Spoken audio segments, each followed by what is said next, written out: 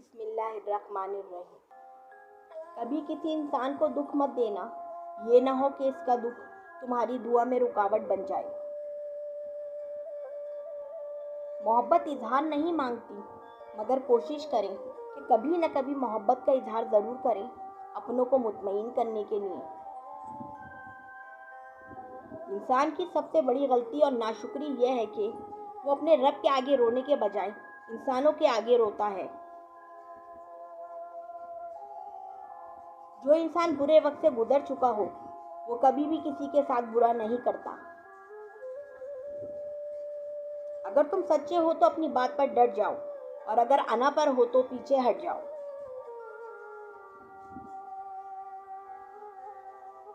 वो मेरे रब की ज़ात है जो हमारे गमों को खुशियों में बदल देती है। जब तुमको वज़ू करना मुश्किल लगे तो ये सोच लो कि तुम अपने गुनाह धोने जा रहे हो। जो लोगों का बुरा चाहते हैं उनको बताओ, इज्जत रब करीम की ज़ात देती है। अगर इंसान को गिराने वाले अपने हो तो दोबारा संभलने में वक्त लगता है।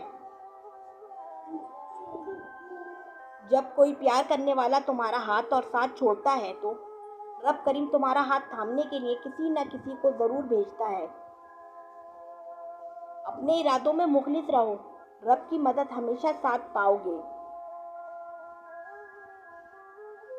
कुछ दरवाजे दस्तक देने वाले की कीमत नहीं जान सकते जब तक वो कभी ना वापस आने के लिए जा ना चुका हो।